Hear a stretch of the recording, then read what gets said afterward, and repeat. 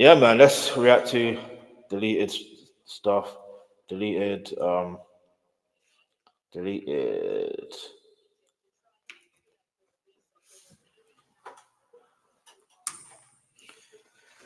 All right.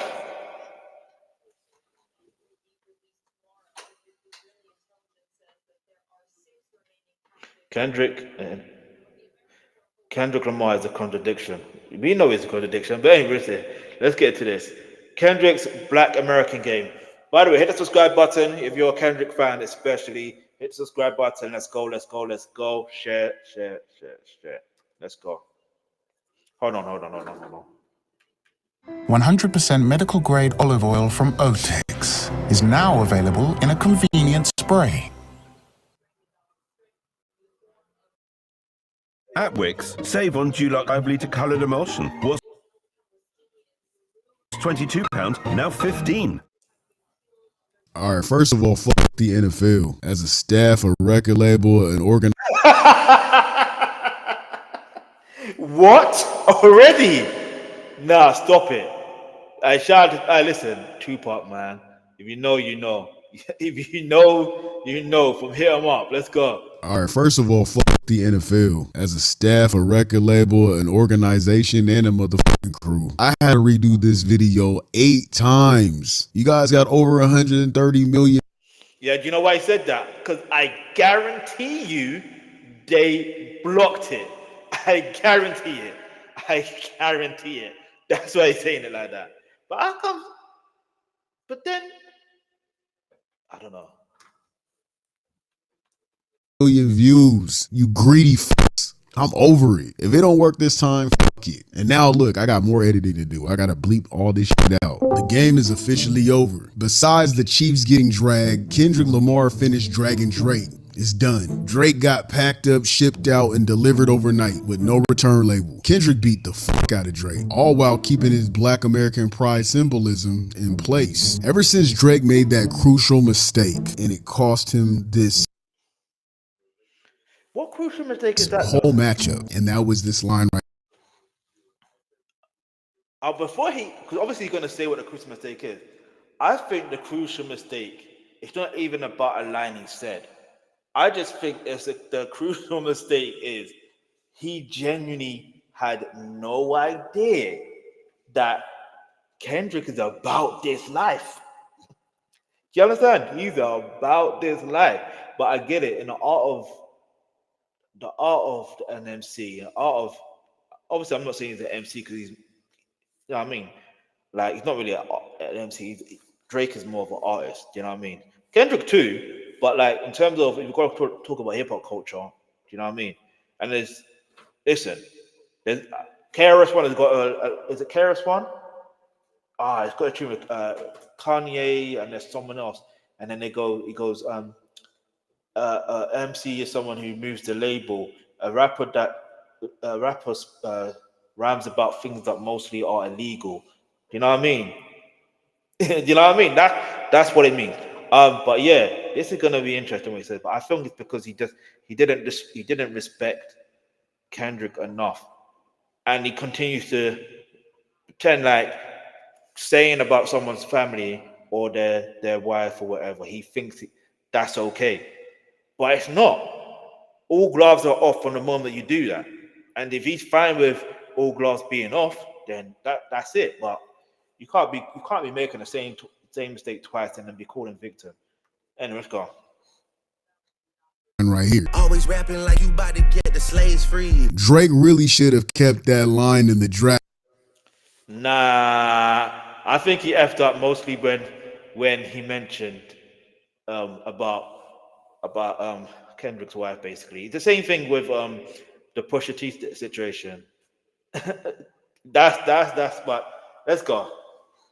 Drafts, gang. Because ever since he said that, Kendrick activated the villain mode and put him on a never-ending side quest for survival. He said, oh yeah, you want to say that? Bet. I got you. He has been bullying Drake ever since. Since the performance, a lot of people seem to be catching a case of selective amnesia, acting like they forgot this whole beef wasn't built around specific events. I'm seeing folks say this was bigger than Drake, that Kendrick's performance wasn't about him, and that calling it a diss is actually lame. Listen, rap is subjective. It is art, and art is subjective as well. Yes, Kendrick was definitely addressing a larger issue within America, and he weaved those messages into his performance. But let's not rewrite history. Kendrick was very much talking directly to Drake. This performance was aimed at Drake's soul. Yeah, hold on, let me. I've got to do this. He literally, hold on. He literally did. Oh wait. He literally did. Say Drake. No, wait. Say Drake. Nah, that grin was so sinister, so like, because it's like he's taunting him.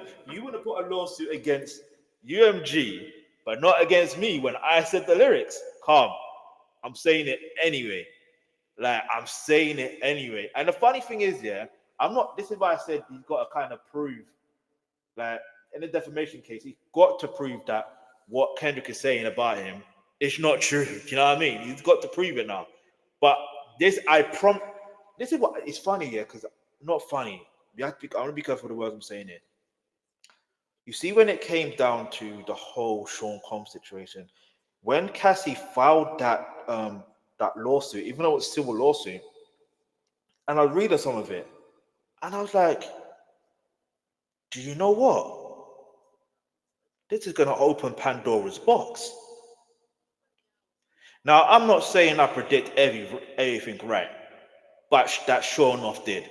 You know what I mean? And I genuinely believe, and it's funny because even before then, if you see some of my posts and my response to Diddy as well, even though obviously I never known him personally, don't get it twisted. You know, when you just repost, when you respond to something on Twitter. So I've been using a certain emoji because I thought he was still in connection with the situation with Tupac. But anyway, that aside, I just thought that there was something happening. I don't know what it was, but then it's the same thing with this Drake situation. I just feel there's something bigger happening, and we are about to see it soon. Don't know when. Don't know if it's going to be this year, next year, whatever. I just know something's going to happen. I could be completely wrong, and I'll hold my hand up and be like, yeah, I was wrong. But the reality is, I can't help but think. You know what I mean? This is bigger than what it seems. But anyway, say Drake. Anyway.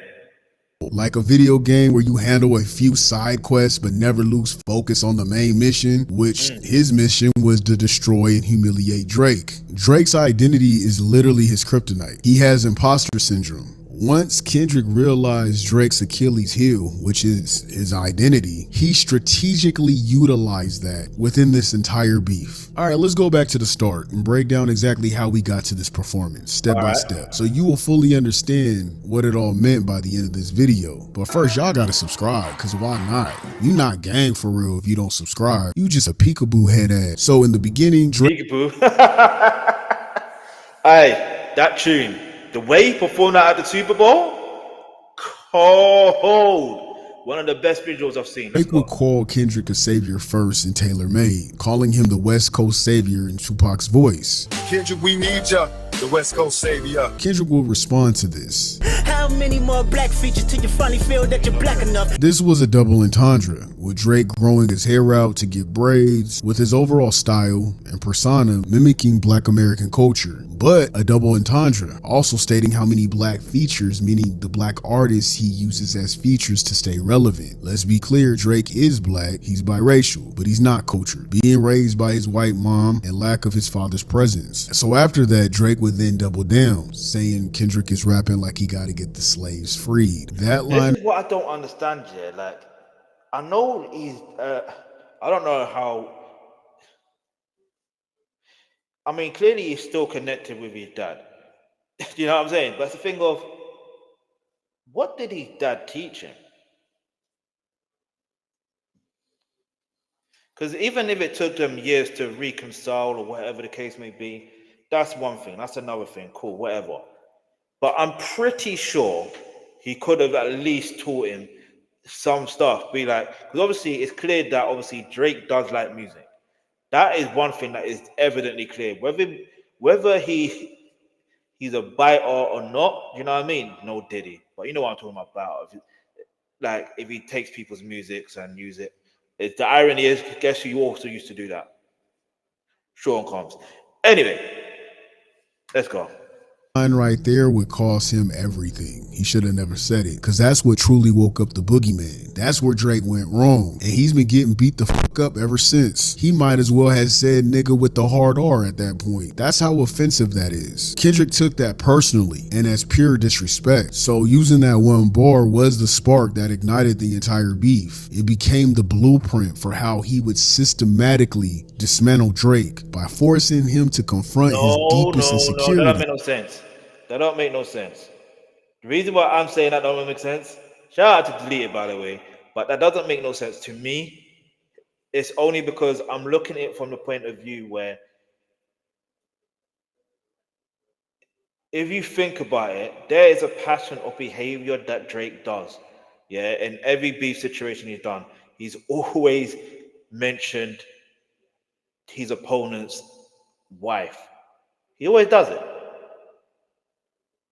Like, if he didn't mention Pusha T's wife, we don't get the story of Adidon. Do you know what I mean? If he didn't mention,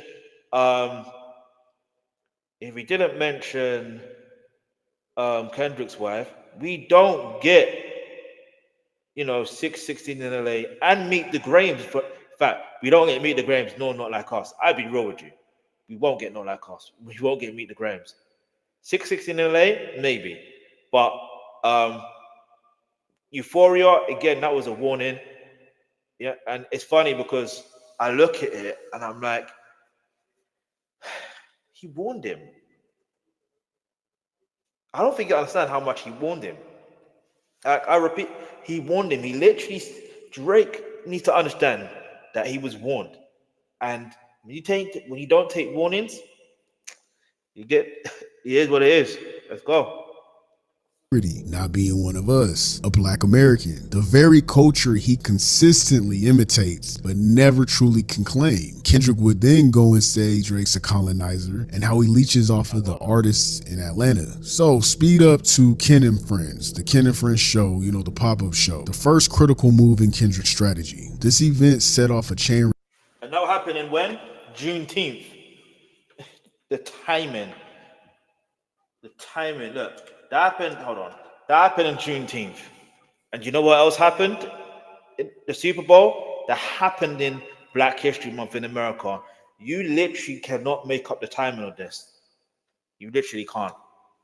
Reaction of American historical references, each one a calculated reminder to Drake of who he really is and what Kendrick unapologetically represents. This was held on Juneteenth, a Black Independence Day. Juneteenth is a federal holiday in the United States that commemorates the end of slavery. It's celebrated annually on June 19th, which was a direct response to Drake's slave line. Always rapping like you about to get the slaves free. He united the West Coast at his performance with the Bay Area legend E40 narrating it and bringing different gang sets from LA uniting on stage. Kendrick did this because Drake would question his love in LA, question the sets he claimed or the sets he was around, because Kendrick really never claimed a set. You knew he was around certain sets. Question the love that the hood had for him. This was his response back. Following this is the next historical date. He would drop the video to Not Like Us. He would drop it on Independence Day, July 4th, which is celebrating that was it.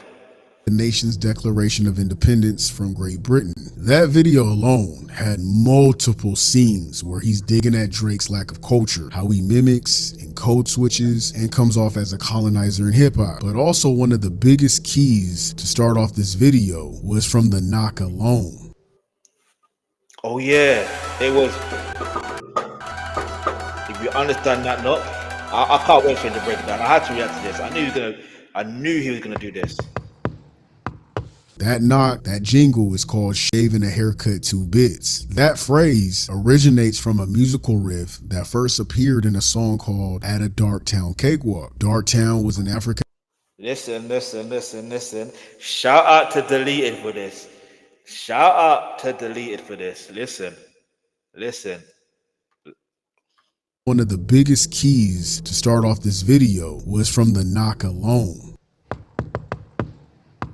That knock, that jingle is called shaving a haircut 2 bits. That phrase originates from a musical riff that first appeared in a song called At a Darktown Cakewalk. Darktown was an African-American neighborhood in Atlanta, Georgia. Darktown was characterized in the 1930s as a hellhole of squalor, sickness, crime, and misery. It was also known for the cakewalk. The cakewalk was a dance contest that was rewarded with a cake as a prize, basically. It was held in the mid-19th century, generally at get-togethers on black slave plantations, before and after emancipation in the southern United States. Back in the day, this dance had different names, like the chalk line walk and the walk around, but low-key was really a sneaky way to clown on the stiff proper dances of white slave owners. White audiences were entertained by black performers, openly making fun of them. The way he's breaking this down, and it's Black History Month in America.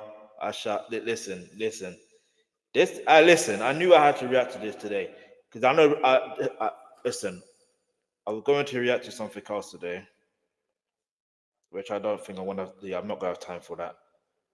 Yeah, I won't. I'm going to react to why I was going to do why I stopped supporting Chelsea FC Part 2, but when I do that, I rather have a proper. Obviously, I'm going to say what I need to say, but I want to have a proper layout and proper structure so I don't spend too much time on that topic, if that makes sense. But let's keep moving. It like a comedy show without realizing they were the punchline. And Kendrick would do this exact walk in the music video. Crazy, all that from a knock on the door, right? On September 8th, 2024, Kendrick Lamar and the NFL dropped an official announcement video revealing that Kendrick would be headlining the 2025 Super Bowl halftime show. In the NFL commercial, Kendrick would casually toss footballs and talk about his upcoming halftime show. But the real message, no round twos. Yeah. You know it's only one opportunity to win a championship. No round twos. Let's get it. Reminding you guys what this is about and reminding you guys that he's here to do one thing only, to defeat and humiliate Drake. With that line, Kendrick declared victory in the rap battle, making it clear there would be no rematch. And to drive the point home, he made the announcement standing in front of an American flag, just like the iconic scene from the movie Patton. The movie is a 1970s movie with the war general giving his speech about winning. All real Americans love the sting of battle. Americans love a winner and will not tolerate a loser. Americans play to win all the time. This is why I say Kendrick is a diabolical genius. Because,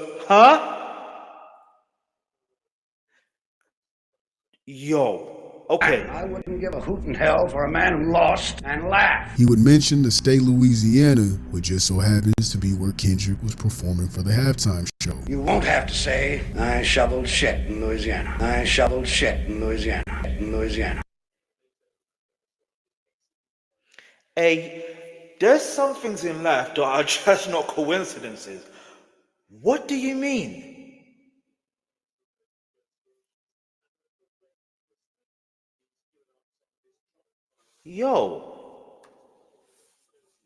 This was a sneaky but horrible white diss track, The Heart Part 6, where he called himself a war general seasoned in preparation. I am a war general seasoned in preparation. My jacket is covered in medals, honor, and decoration. Kendrick flipped that line on his head, basically saying, seasoned, bruh, you barely even saw. You ain't nothing. Drake wasn't prepared at all. He was uncalculated. He got cooked, served, and left with no leftovers. No.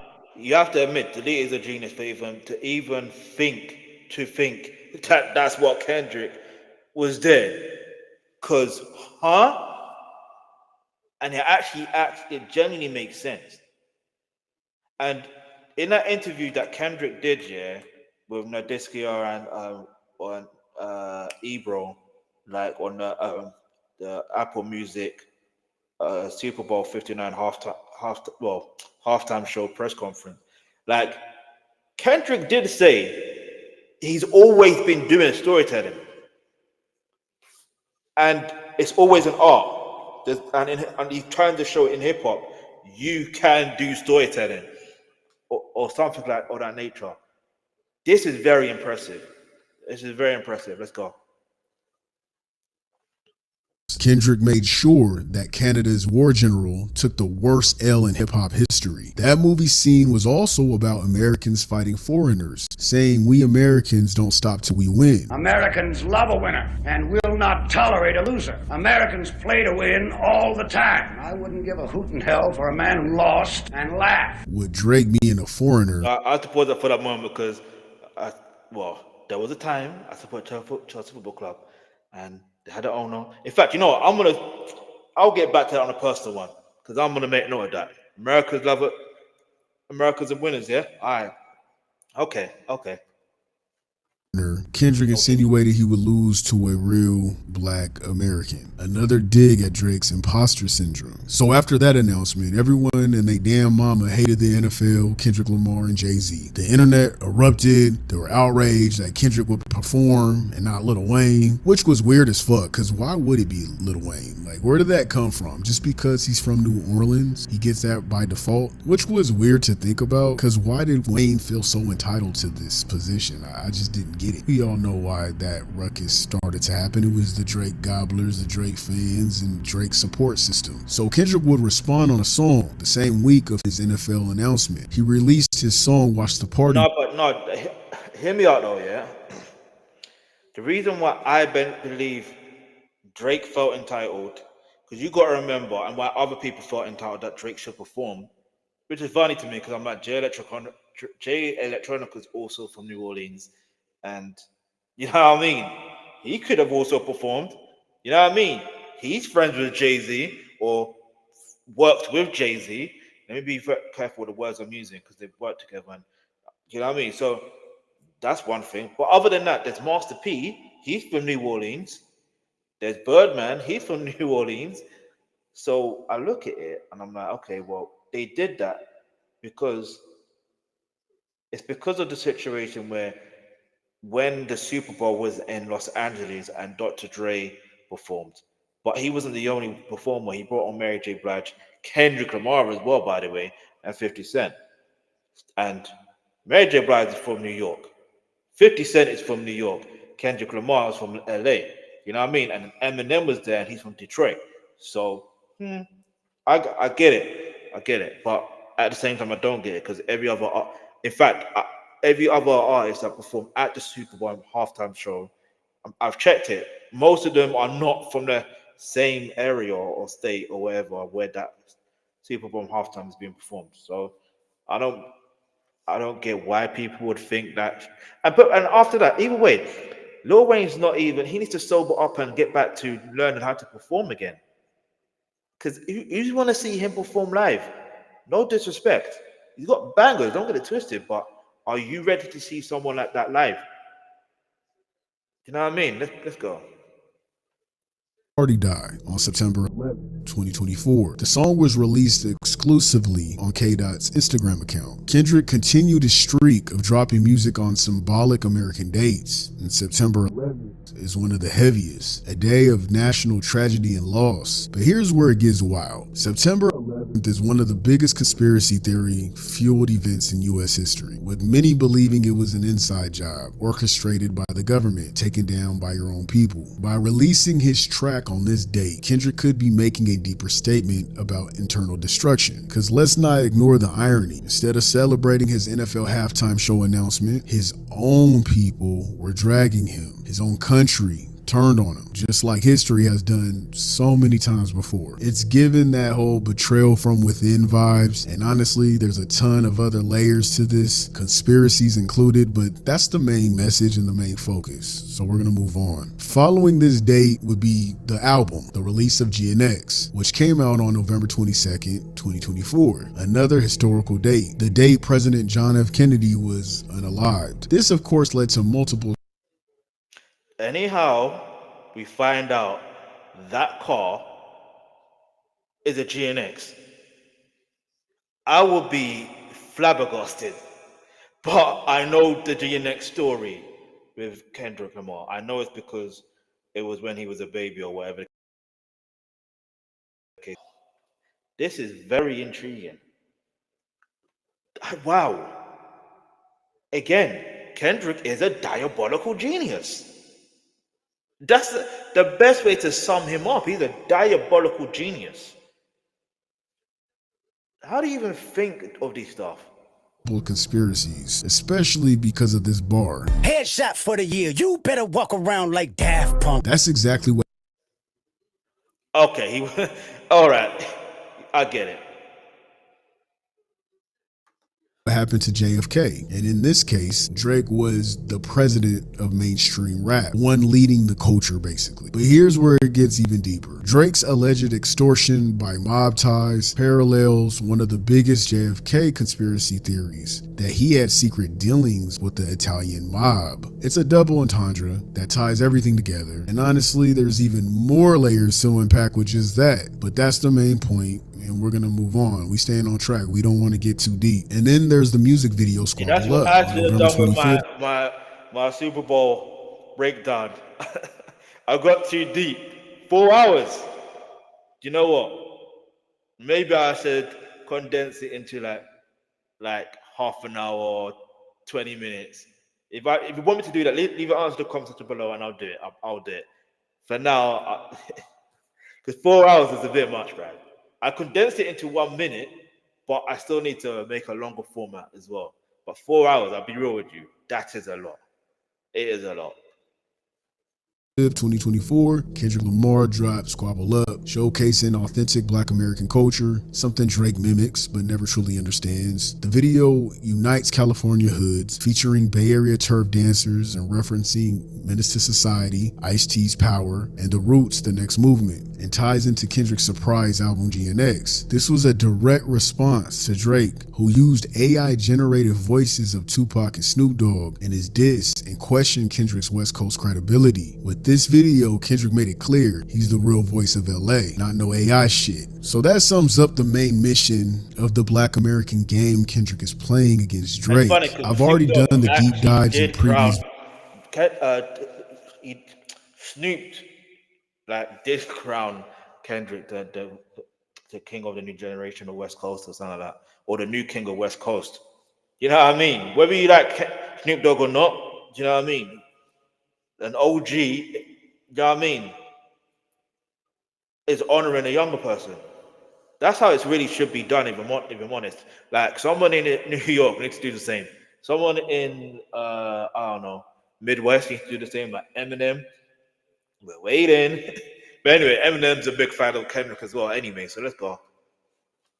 his videos, breaking down each and every moment of Kendrick Lamar's strategic takedown of Drake. But for now, I'm staying focused on the main mission. Now, this brings us to the NFL performance. Like I said before, I've seen people argue that this performance was bigger than Drake and wasn't all about him, which is true, but also far from the whole story. Kendrick was completing side quests while still locked on to the main mission, and that mission was defeating Drake. This entire performance was aimed straight at him while also tackling bigger cultural and social issues. Okay. And before we get into the Super Bowl, I just wanted to talk about how the internet has this idea that Kendrick's chain stands for A minor because he has a lowercase a. And come on, man, y'all better not believe that shit. I seen the tweet that started it, and they're not even a part of the culture to even say some shit like that. They're just an observer. One, Kendrick is not a weirdo. He is not gonna spend $50,000 and up on a chain that represents trolling another man about children. That's just weird as hell. A doesn't even equal up to a minor. That's bizarre. How do you even get a minor from the letter A? I guess. Okay, that's some new ass fan base energy thinking shit. And I mean, whatever. I can't. No, I get. See, this is why I never mention it in my one, because I know it definitely ain't that. Yeah, like, because yeah, lowercase a. But I'm there thinking, no, it's just representation of his logo for PG Lang. That's what it stands for. You know what I mean? The fact that he put peekaboo. I just put what was that? I forgot what he said. Anyway, it's in peekaboo. You know what I'm talking about. So I feel like, and he was literally talking about that chain. If you think about it, not that specific chain. He could be, but I don't know. But either way, like the chain's cold though. But yeah, man. No, I knew it couldn't be that. I couldn't be part of that conversation. Yeah, to say this is for like this represents that. No, I couldn't be part of that conversation. I just couldn't. You know what I mean? I couldn't. And even I do my next breakdown of it, or you know what I mean, I will not even mention it. I will mention it, but not like saying it's for that. You know what I mean? Like if I even focus on what he was wearing either, that's another thing. You know what I mean? I didn't focus on what he's wearing. Like, yeah, you can try and because obviously he's got PG Lang jacket, and then obviously yeah, it says Gloria, but Gloria is the name of his song on the last song of his album, and then and it's obviously dedicated to his wife, and obviously PG Lang's the name of his company. You know what I mean? And PG Lang did the whole setup of the GNX. I say GNX. The whole or what do you call it? The whole setup of the whole show. So when I think about it, you know what I mean? To me, it just seemed like he was making sure that people understand the branding because you even see the flag or PG Lang logo. Do you know what I mean? You see it not once but twice. Like, come on, let's keep moving. I can't change your minds. If that makes you guys feel good, okay, fine. But I do want to point out that back in 2012, Kendrick's very first mainstream album, Good Kid, Mad City, had 2 A's in the word mad. Everyone was so fixated on learning the acronym for the A's in mad. I remember the hype. It was big. They wanted to know, what did the A stand for, Kendrick? He would later reveal it had 2 meanings. In the interview with the Los Angeles Leakers, Dot broke it down. It's 2 meanings. The first one is my angry adolescent divided, and the basic standout meaning is my angels on angel dust. So Kendrick would later announce his record label back in 2020, which is called PG Lang. That means programming language. In all of Kendrick's logos, the lowercase a stands out, always slightly crooked in the words. He even has kids pointing at it, but he's never outright explained why. Looking back at his mainstream debut, everyone was obsessed with deciphering those A's. Now with the kids pointing to it, I think it represents angry adolescence, his original message, a nod to the youth, rebellion, and the struggles that shape identity. He also has those ABC blocks around his neck, which to me insinuates this. Kendrick is just way too calculated to be out here rocking a necklace just to represent Drake. His message runs way deeper than that. Alright gang, if you guys made it this far, drop them demon emojis. Kendrick Lamar's Super Bowl halftime show was a It's masterclass. interesting how calculated it really is because some things don't need explanation, some things do. And one thing about Kendrick Lamar is one way or the other, you see what I mean? Even right back to then, there's deciphering. The guy is a diabolical genius. Again, I'm gonna keep it one more time. Get me? He's a diabolical genius. And symbolism. The more you analyze Kendrick, the more you realize he's 5 steps ahead. The more you rewatch, the more hidden gems start connecting. He's a damn modern day Da Vinci. I've been telling you guys he's the Da Vinci Code. I'm telling you, Kendrick Da Vinci Code Lamar. Looking back at his Super Bowl halftime show, it's clear No, for this real. wasn't just a Kendrick performance. Da Vinci It Code was a Lamar. That's pretty much it. You know what I mean?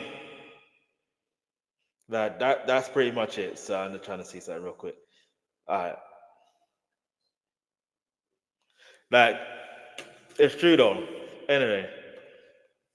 scripted boss battle packed with hidden lore, power-ups, side quests, all leading to one inevitable fate, Drake's humiliating downfall. Kendrick's entire Super Bowl stage was a PlayStation controller, a subtle yet direct opening move. Who owns PlayStation? Sony. Where's Drake signed? Sony. XO, triangle, and square are the buttons of the stages. This was the first button Kendrick pressed, signaling that this wasn't just a performance, it was a game that he was playing against Drake. Then Samuel L. Jackson, representing an eerie Uncle Sam, stepped out and started the game. It's your Uncle Sam, and this is the Great American Game. Uncle Sam declared, "This is the Great American Game." With the crowd above Kendrick, there was a sign that said, "Start here." He kicked off the performance with a clip from his That's song, what it said. standing. I was trying to figure out, there's something that says start. And I thought it just said start something. But then, obviously, I saw the countdown as well. The countdown of the, and it said 0 to 100. Well, it's count to 100 real quick. Literally. And, yo, let's go. standing on top of the GNX car, dropping the line, "You would not get the picture if I had to sit you for hours in front of the loop." But I get the picture if I had to sit you for hours in front of the loop. This felt like a double message, a warning to the audience that not everyone will catch or see what's really going on or what he's really saying, but also a direct shot at Drake, telling him no matter how much he studies, mimics, or tries to fit in, he'll never truly understand this culture. Kendrick would follow up with this. "Started with nothing but government cheese, but now I can seize the government too. The revolution's about to be televised. You picked the right time, but the wrong guy." The revolution about to be televised. You picked the right time, but the wrong guy. So the started with government cheese, but now I can seize the government too bar. This line itself symbolizes Kendrick's come up. He came from poverty and struggle, eating government supplied food as a kid. Now he's powerful enough to challenge the system that once oppressed him. Government cheese, a metaphor, growing up in low income, government assisted conditions. The way Deleted is breaking this down, hey yo, maybe I don't need to do my next version of this. Maybe we'll just accept this one. You know what I mean? Let's keep moving. Hit the subscribe button if you haven't already. Hit the like button. Let's go. Let's go.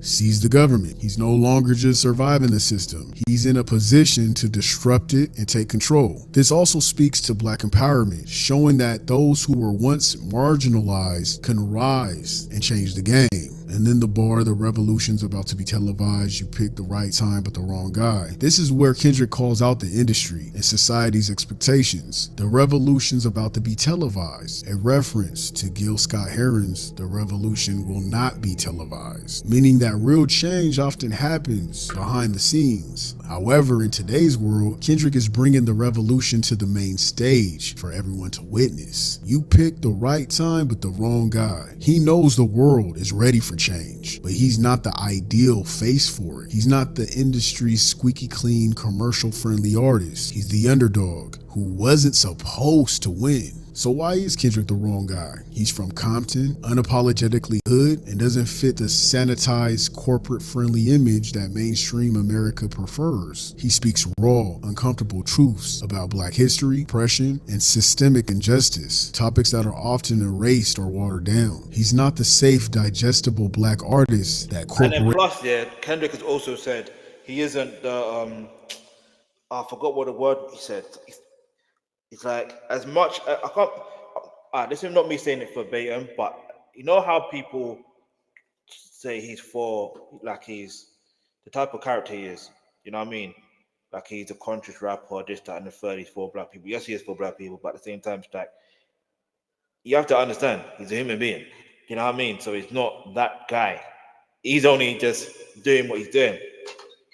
So I do find it very intriguing that he's gotten this far without doing, I don't know, it's amazing. It's amazing. It's amazing. It's amazing. And it's good to see that people in the mainstream is, yeah.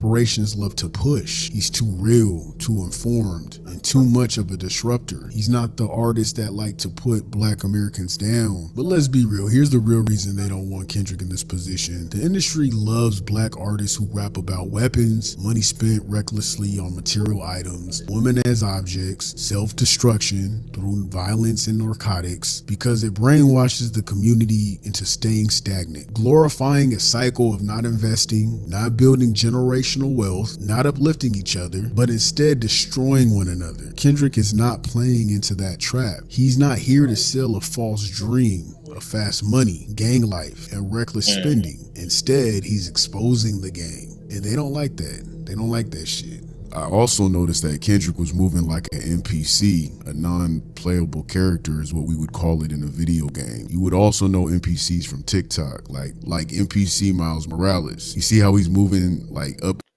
I knew I was clocking something. I just didn't know what I was trying to I was trying to figure it out. Yeah, he figured it out.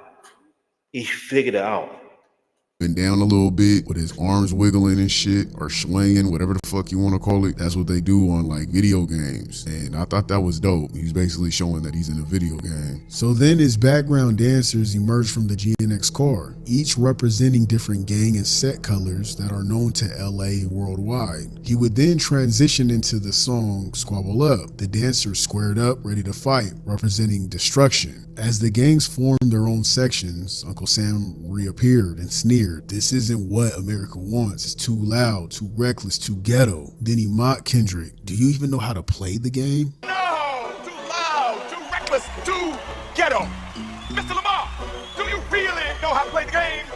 Then tighten up! Remember, this is a game. This was a direct commentary on black culture being deemed too much until it's This is incredible. I might not have to do my own breakdown again. He's broken this down so well. He's telling it so well that I don't need to do another one. You hear me? Let's go. each representing different gang and set colors that are known to LA worldwide. He would then transition into the song Squabble Up. The dancers squared up, ready to fight, representing destruction. As the gangs formed their own sections, Uncle Sam reappeared and sneered, "This isn't what America wants. It's too loud, too reckless, too ghetto." Then he mocked Kendrick, "Do you even know how to play the game?" No! Too loud, too reckless, too ghetto. Mr. Lamar, do you really know how to play the game? Then tighten up!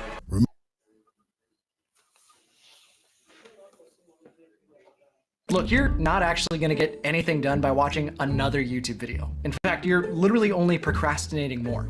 What you need.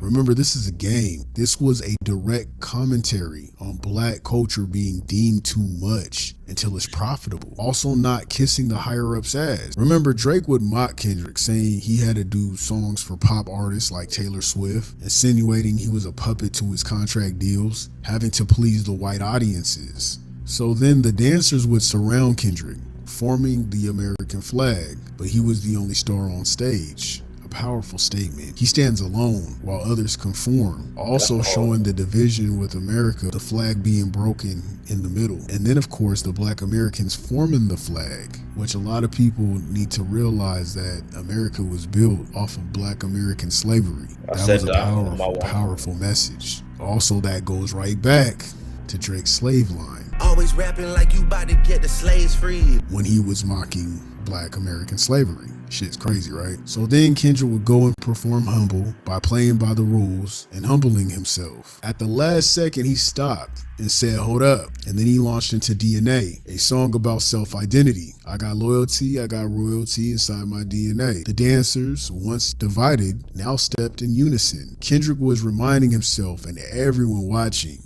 he's built for this. He's not backing down. He's playing by his own rules and not everyone else's. So then the crowd lights flashed, warning wrong way behind him. Yeah, I caught that. Kendrick was making it clear that he was the wrong guy, that people didn't want him there, and he accepted that. The next transition was to Euphoria, the first full diss track Kendrick released in response to Drake, reminding the audience what this game is still about. Don't forget, this game is the destruction of Drake. A lot of people are trying to take that from Kendrick and also slight him for it, when it shouldn't be used as a slight but as a victory. The underdog won, and he's on the final level to this game, which started back on the Like That song. The dancers, still in their respective colors, began marching together in formation like an army preparing for war. He had his people behind him. He united the West Coast for this. Then fireworks erupted as Kendrick declared K-Dot. Kendrick goes on to bringing his dancers back to hip-hop roots, rapping like old school street ciphers, or even the old doo-wop singers that would perform on the street corners. I caught that, but this was my favorite. I didn't mention it. I caught that, but yeah. part. He had the same dancers on stage earlier for Squabble Up, and these are also the same dancers from the Squabble Up music video. They're from the Bay Area, and being rooted from the Bay myself, I love how Kendrick consistently incorporates the Bay throughout this entire beef since the Like That record. I've also seen and heard people's takes about these specific dancers representing the fallen angels, the fallen soldiers, his guardians, his dead homies. I'm not sure how true this is, but if it is true, that's pretty deep. There's a part where when all the dancers fall to the ground and they look like the outline to unalive bodies, these specific dancers are the only ones that remain standing and still dancing, as if they're ghosts. Then Uncle Sam reappeared and mocked him. "Oh, I see you brought your homeboys, the old culture cheat code," and he deducted one life from Kendrick, implying that uniting black artists could cost him everything. Kendrick had lost a life in the game, but the real war wasn't over. It's focusing on the game's overall theme, because going through... Bro, I've never in my life seen something like this. I don't think I will ever see anything like this from another artist ever again. Kendrick is very unique.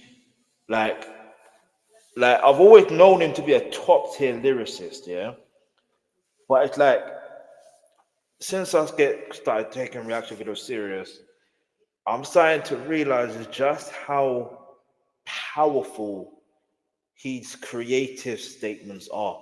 It's making me feel like I need to go back to all of these videos to really analyze what message is he really trying to say. I might have to do it, you know what I mean? I might have to do it. So make sure you subscribe, hit the like button, share, because hey, listen, Kendrick Lamar is a genius, man. He's one of one. He's yeah. Going through levels, you're bound to get hurt and lose a life or two. It's not always a flawless victory, man. So Kendrick would then hit the X button on the PlayStation controller. The camera angles were dope. He had Sacramento's Kid of the Great, the same dancer from the Not Like Us video. Again, showing love to different parts of California. Sacramento is cousins to the Bay Area. It's only about a 45-minute drive away, representing Northern California. I loved how Kendrick reached out and put all these California talents on. He would then tease Not Like Us, but didn't play it, because timing matters in battles. I want to perform their favorite song, but you know they love the suit.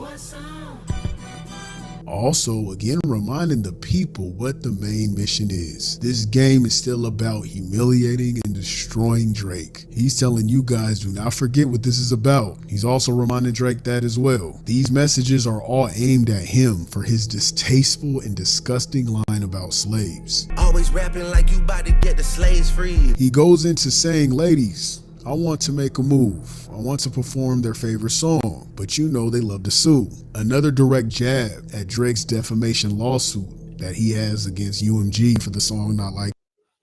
By the way, before this, I was reacting to the lawsuit. You hear me? So there's more to read, more to decipher on what it means. But let's keep it moving. Yeah, you want to see more of that? Make sure you hit the like button, hit the subscribe button. Got more on the way coming. Let's go. Like Us. See, I love how Kendrick completely owned the whole people's favorite song debate. At the end of the day, the internet isn't real. It's not. Whether it's people trying to downplay the song, claiming nobody actually likes it, or others saying it's overplayed and somehow implying that Kendrick getting a Super Bowl halftime performance off the strength of the track is something to be ashamed of. Yeah, okay. They've tried to weaponize the song against him, gaslighting people into thinking it's embarrassing to perform a massive hit on one of the biggest stages in the world, like he didn't just win 5 Grammys for it. Make it make sense. So let's keep it lit. It's a song, a massively successful song, a championship level anthem, a track that made history and is now cemented in rap's Hall of Fame. It doesn't matter if the song became the... And then plus, irrespective of it being a diss song, I don't know enough about the NFL. Don't get twisted. I'll still learn more.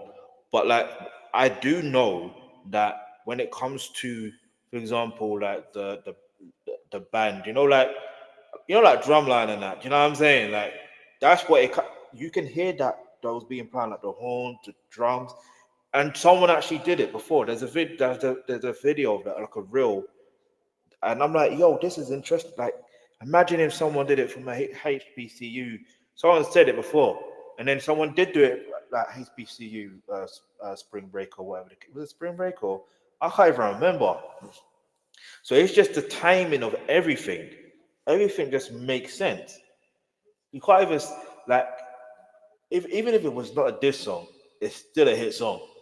I think it's the rhythm itself, but the way he delivered on that song made it what it is.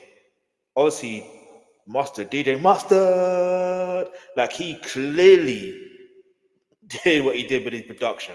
That's one thing. But then the writing of the song and knowing how like intricate the lines are. You know what I mean? Like there's certain words. You know what I mean? No matter what's being said, whether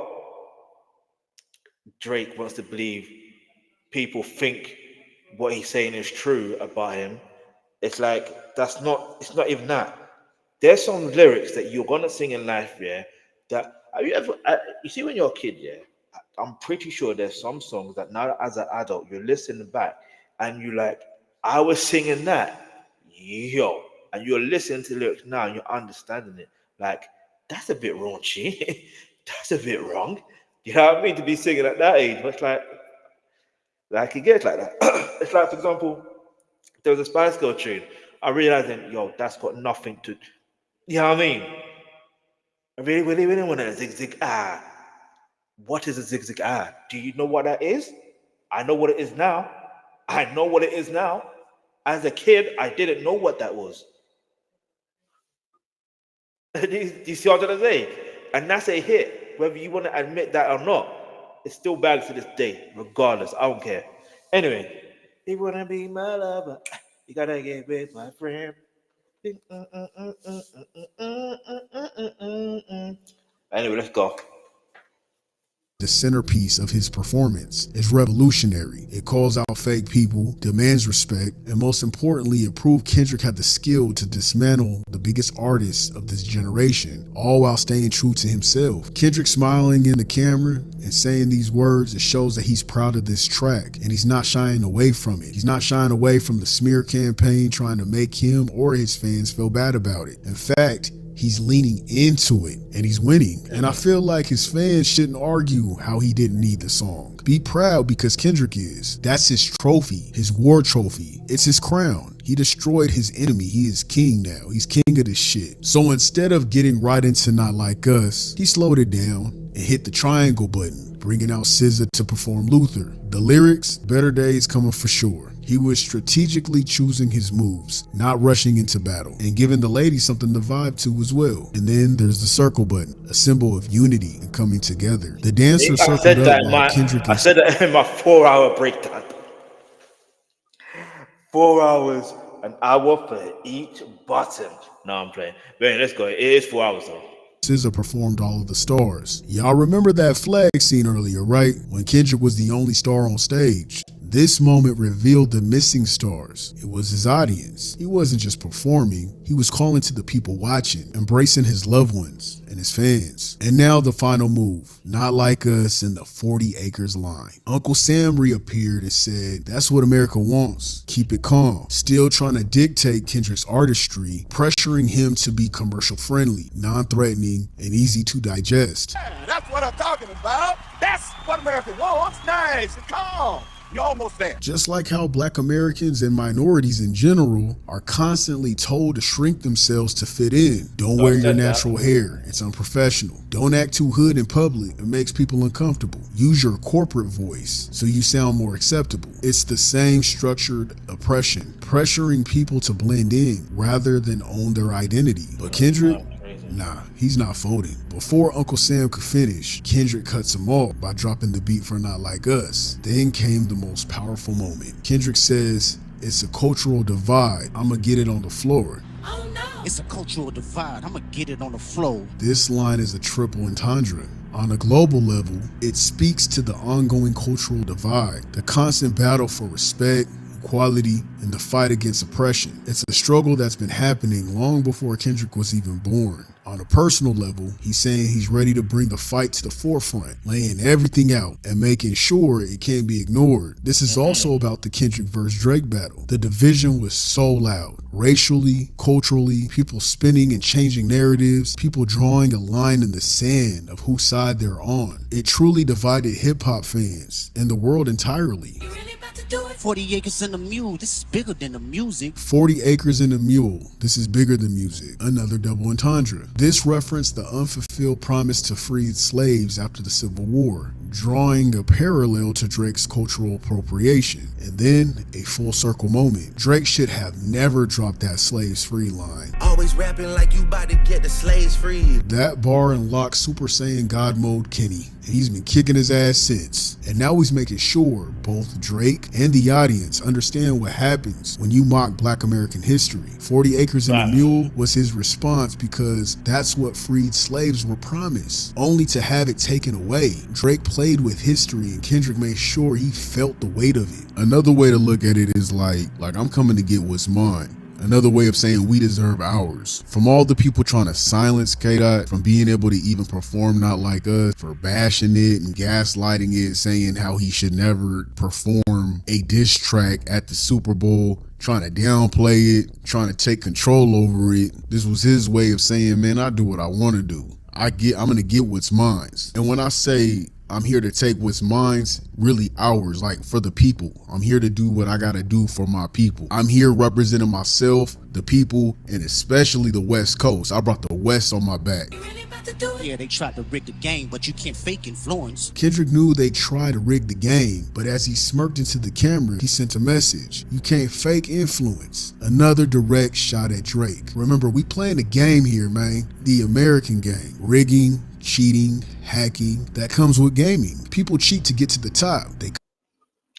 The way Deleted has broke this down. The 40 acres and a mule thing, I also still think it's a, and the line at the start mentioned about what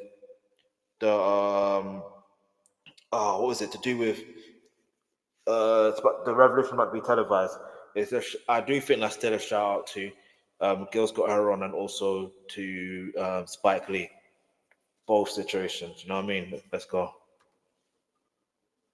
They cut corners. Drake is an influencer, but a fake one. He poses as a Black American gangster, and he's not at all, influencing his audience to act a certain way, a way that he doesn't even know nothing about. He's a pretender. Kendrick didn't just metaphorically bury Drake, he made it literal. He taunted Say Drake, smiling in the camera like a villain, like a true villain, just trolling the fuck out of this dude. Then had the whole stadium saying a minor, with Serena Williams out here crip walking on Drake's grave. Why was this funny? Y'all gotta realize Serena's from Compton. She's Drake's ex. Drake, by the way, is obsessed with Serena. I see a lot of motherfuckers trying to clown on Serena. That's crazy. That's actually really funny because Drake is doing what you're trying to say Serena's doing to Drake. Drake dissed her so many times for no reason at all. Called Serena's husband a groupie. Serena is not a rapper. She never got her lick back. So Kendrick gave her a platform to diss him back. And she did. Also, don't forget Kendrick name dropped Serena in the Not Like Us track. Yeah, people acting like this came out of nowhere. I mean, so then where's the same energy towards DeRozan or YG in the video? Y'all have selective outrage. And I noticed it's a lot of dudes upset about it. I really don't understand some men that show so much rage and hypocrisy when it comes to women. It's weird. So basically, Kendrick flipped Drake's narrative, uniting Black culture instead of exploiting it. And now the final blow. To end it all, Kendrick brought out Mustard, performed TVs off, and he literally turned off the TV on Drake. Turn this TV off, turn this. It's done. The stadium lights spelled out game over. It's over. It's officially a done deal. There's no more battle. This is done. As of right now, it's a wrap. If anyone still doubted what happened, Kendrick had a message. I could sit you in front of the loop for hours and you still wouldn't get it. The battle is over. Lights out. Final level defeated. He won. So if someone tells you Kendrick's halftime show was trash or wasn't about Drake or didn't understand the overall message, then they just didn't understand the game. And game is game. It's not meant to be taught, but to survive and level up. cold. Where you ended at? Oh, deleted. You are a true G. I'm gonna have to react to this soon. You are a true G because yo, the way he broke that down, yo. Let's see what the comments are saying real quick though. All right, what do y'all want from the store? Okay. Drake didn't embrace his black side until he could profit from it. That's true. The Super Bowl performance is gonna age so well. When Dot said headshot for the year, you better walk around like Daft Punk. He meant every part of it. Fourth. Nah, he did. He did. He did. Yo.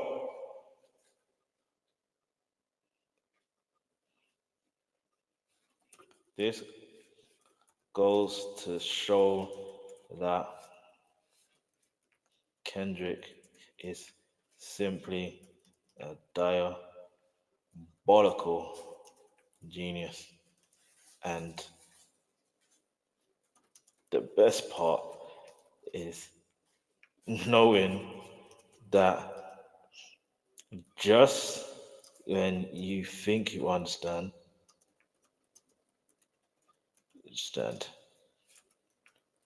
wait, there is more. You know what I mean? Literally, like, wait, there is more. But anyway, let me know what your thoughts are on that as well. Because like, I'm so impressed with the way that I'm I'm so impressed with the way Kendrick has delivered this. Um, the whole Super Bowl performance. Like for me, it's one of the, if not, if I'll just put it this way, I'm gonna keep all the way up being like I am gonna react to Michael Jackson's Super Bowl. I'll react to everyone else's Super Bowl as well, yeah. But as far as like in general, it's up there with Michael Jackson's, right? But then other than that, I do believe that as much as Michael Jackson is, he was the one that opened the door for every artist. Yeah, there's no one that could take that away from him. Nobody. And then you have Kendrick Lamar who's opening the door for hip hop artists. You know what I mean? Because now we're gonna look at this performance and we're gonna look at other people's performance who are rappers or MCs, and we're gonna put ourselves in a position where we're gonna compare it to, oh, is this better than that one? Or you know what I mean? He didn't do that, or she didn't do that. You know what I mean? Like, so it's gonna be very interesting whoever's next year. Yeah, even if it's just a singer, they really have some like big steppers to fill. You know what I'm saying? I'll put it like that. And you have to be Mr. or Mrs. Morale, but you know what I mean? All jokes aside, who do you reckon gonna do the next year's Super Bowl though? Leave your answer to halftime performance. Leave your answer to comments below. I see that someone else tried to say, oh, I'll be Super Bowl performance, and they mentioned about being a particular suit or whatever. I'm like, if you do that in America, I'm gonna say, if you do that in America, your career is finished, bruv. But anyway, especially around February, which is Black History Month, you're gonna do that? Nah. Anyway, hit the like button, follow, subscribe, share. But yeah, man, enjoy the rest of your evening. Yeah.